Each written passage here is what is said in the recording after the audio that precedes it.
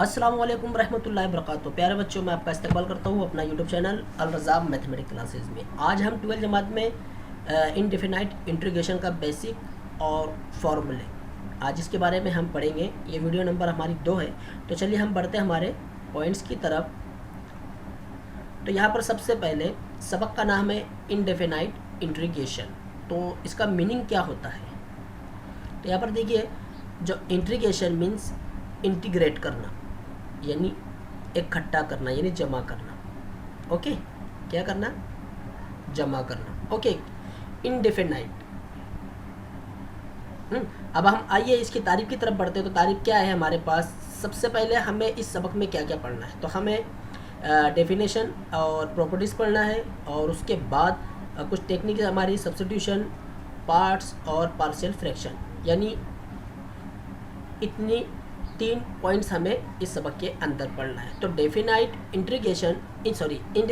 Integration के अंदर हमें ये तमाम नुकात का जिक्र करना है।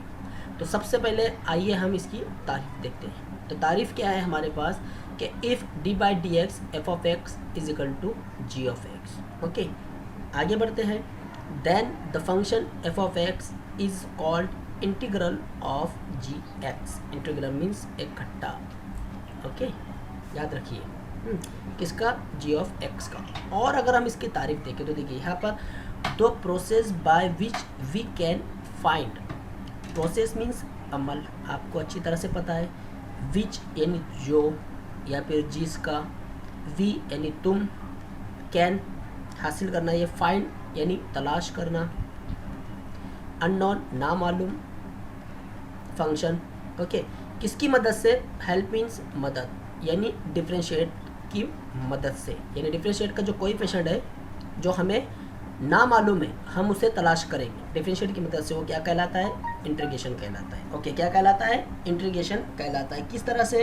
तो यहाँ पर मैं एक आसान ज़बान में आपको कहता हूँ कि इंटीग्रेशन मीन्स इकट्ठा करना, यानी जमा करना। ओके, तो यहाँ पर देखिए फॉर एग्जांपल, जैसे मिसाल के तौर पर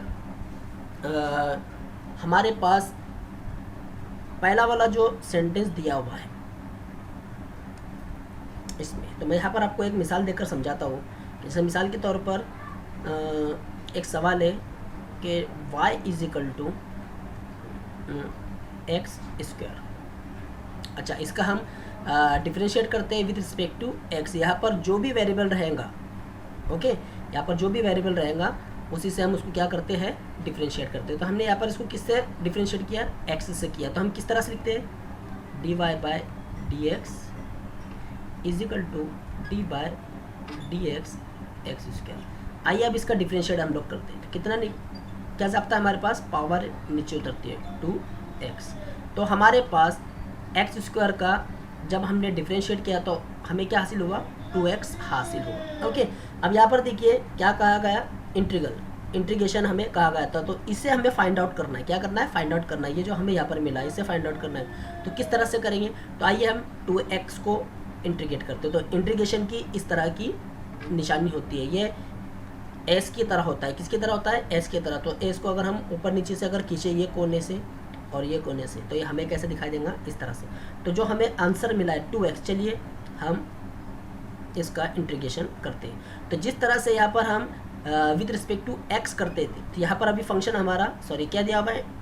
इसका वेरिएबल क्या दिया हुआ है? x। तो यहाँ पर dx लिखना है। यहाँ पर dx हम तकसीम में लिखते थे, तो यहाँ पर dx हमें काय में लिखना है? ज़र्ब में लिखना है। ओके, तो चलिए हम इसका इंटीग्रेशन करते हैं। तो कांस्टेंट वैल्यू हम बाहर निकालेंगे और x अंदर रहेगा dx। ओके, तो यहाँ पर ज़ाब्ता है हमारे पास 2। तो यहाँ पर जो इसकी पावर है, इसकी पावर कितनी है? 1 है। तो इसकी पावर में इजाफा होगा, यानी 1 और 1 कितना होता है? 2 होता है, और वही 2 नीचे उतरता है। तो देखिए इस तरह से एक्स स्क्वायर।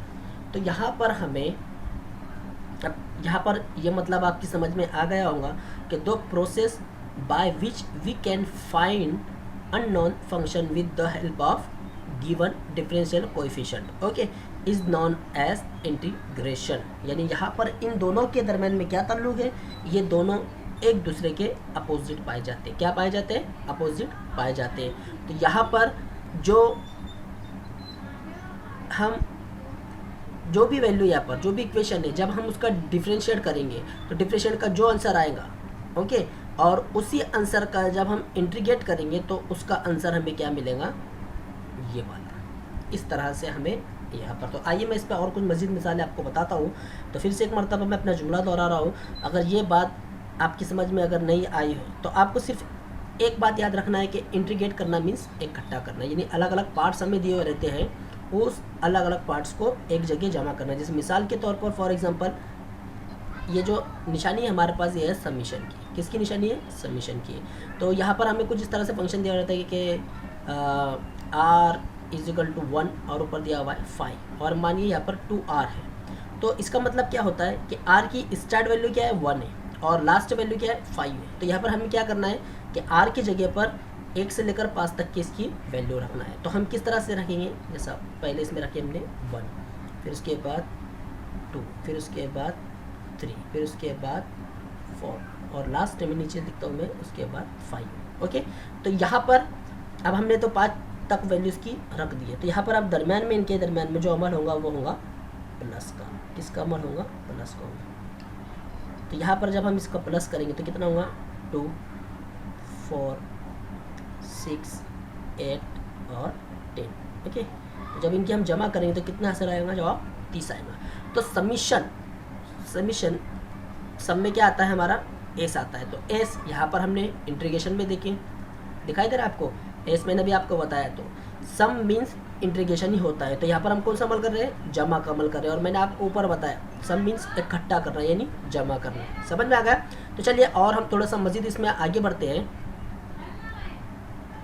यहाँ पर हमारे पास डिफ्रेंशिएट और इंटीग्रेशन, इन दोनों के दरम्यान में क्या ताल्लुक है, मैं मज़ीद और मिसालों से आपको समझाता हूँ। तो जैसे मिसाल के तौर पर फॉर एग्जांपल कि देखिए ये दोनों एक दूसरे के अपोजिट है।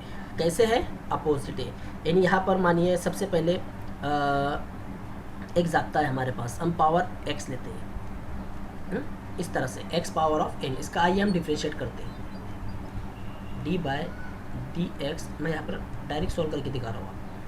तो हम क्या करते हैं, डिफ्रेंशिएट में क्या होता है, उसकी पावर नीचे उतरती है और उसमें से एक कम होता है, इस तरह से। ओके, फिर से अच्छे से लिखता हूँ यहाँ पर, अगर नहीं समझ में आया होगा तो x इसमें से एक पावर उसकी कम हो। अब इसी फंक्शन की यानी जो आंसर हमें हासिल हुआ है, अब हम इसका क्या करेंगे, इंटीग्रेशन। तो देखिए हमें यही जवाब हासिल होगा। तो यहाँ पर क्या है हमारे पास, ओके, तो आपको अच्छी तरह से पता है कांस्टेंट वैल्यू हम बाहर निकालते हैं और xn-1 को हम इंटीग्रेट करेंगे। तो यहाँ पर ज़ाब्ता है हमारे पास, तो जो इसकी वैल्यू है, इसकी वैल्यू में एक का इजाफा होगा। तो हमारे पास ऑलरेडी इसकी पावर कितनी है, n-1 है, इसमें हम एक का इजाफा करेंगे। ओके, तो क्या जवाब आएगा हमारा, ओनली n आएगा, क्योंकि 1 से 1 कट हो जाएगा। और जो जवाब हमें मिला वही जवाब हम तकसीम में लिखेंगे। तो n x⁻n मैंने आपको बताया अभी, और जो ऊपर ये वैल्यू हमें हासिल हुई, जो इसकी पावर मिली है उसी पावर को हम नीचे लिखें। तो ये दोनों आपस में कट हो गए, क्या हो गया, x⁻n। वही देखिए जिसको हमने डिफ्रेंशिएट किया और उसके आंसर को जब हम इंटीग्रेट करते हैं तो हमें आंसर वही मिलता है। यानी ये दोनों एक दूसरे के कैसे है, अपोजिट है। कैसे है, अपोजिट है। चलिए मज़ीद और हम और एग्जांपल देखते हैं इसी पर। अब ज़ाब्ते आपको अच्छी तरह से पता है। अगर आपको ये सबक सीखना है तो मैं इससे पहले की वीडियो में भी आपको बता चुका हूँ, आपको 2 बातें याद रखना है। एक ट्रिग्नोमेट्रिक के ज़ाब्ते और दूसरा हमारा जो डिफरेंशिएट सबक है। यानी ये वाला सबक आपको अच्छे से याद करना है और उसके साथ मज़ीद ट्रिग्नोमेट्रिक के ज़ाब्ते याद करने हैं। अब इसी तरह से अगर हम देखें, और एक बात मैं इंटीग्रेशन के बारे में आपको बताता हूँ। इंटीग्रेशन में 3 बातें आपको याद रखनी है। नंबर 1 सबसे पहले सिंबल, ओके। नंबर 2 इसके अंदर हमारे पास जो भी उसका फंक्शन रहा है, जो भी उसका वेरिएबल रहा है, तो हमें ज़रबी सूरत में dx लिखना है। और नंबर 3 आखिर में कांस्टेंट वैल्यू c करना है। तो देखिए मैं c कांस्टेंट वैल्यू किस तरह से ये भी बताता हूँ। जैसे मिसाल के तौर पर हमारे पास एक सवाल है, हम डिफ्रेंशिएट करते हैं उसका x⁻2 + 100। ओके, अब हम इसका डेरिवेटिव्स करते हैं। तो डेरिवेटिव्स किस तरह से होगा आपको अच्छी तरह से पता है। सेपरेट हम इसका डेरिवेटिव्स करते हैं। तो पहले वाले फंक्शन का हो जाएगा 2x और दूसरे वाले फंक्शन का हो जाएगा 0। हमें अच्छी तरह से पता है क्योंकि यहाँ पर x का फंक्शन मौजूद नहीं है, इसलिए इसकी वैल्यू क्या हो गई 0 हो गई। अब यहाँ पर आप देखिए 2x, तो 2x का जब हम इंटीग्रेशन करेंगे dx के साथ, तो आपको पता है 2 कांस्टेंट बाहर निकलेगा, x सॉरी थोड़ा सा जल्दी में हो गया, x dx x dx, तो हमें क्या करना है, इसकी पावर 2 हो जाएंगी अपॉन में 2, ये 2 कैंसिल। तो लास्ट में जब हम लिखेंगे एक्स स्क्वायर प्लस सी, ये सी आपको हर इंटीग्रेशन के आंसर के आखिर में लगाना है, जैसा मैंने यहाँ पर बताया। ओके, तो ये सी मीन्स क्या होता है, ये कांस्टेंट वैल्यू होती है। क्या होती है, कांस्टेंट वैल्यू होती है।